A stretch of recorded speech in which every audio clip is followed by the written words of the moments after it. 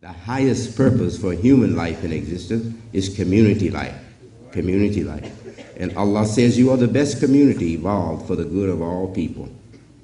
That tells us that if you're narrow, if you just want a community excellence that'll benefit you or your race, Allah is not with you.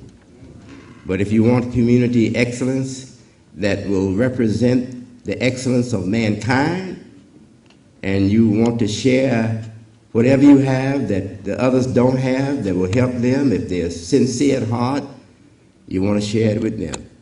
Okay? That's the community Allah evolved. Evolved means He raised it up naturally.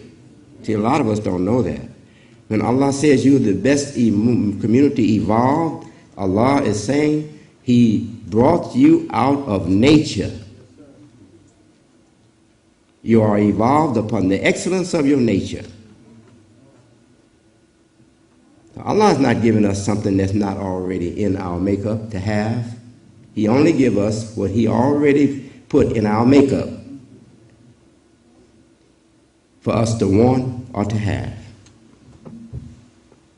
So it is called the Deen of Fitrah, the Deen of nature, original nature in its best, in its purity, the Deen of Fitrah.